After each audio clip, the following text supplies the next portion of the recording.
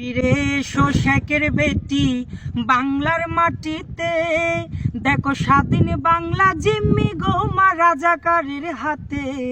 তুমি ফিরে এসো, তুমি ফিরে এসো শেখের বেটি বাংলার মাটিতে, দেখো স্বাধীন বাংলা জিম্মি গোমা রাজাকারের হাতে। তুমি ফিরে এসো। ওই আদালতের রায়ে যদি হয় গো মা তোর বিচার, ওই বিচারের শাস্তিটুকু এই পাগলার দরকার।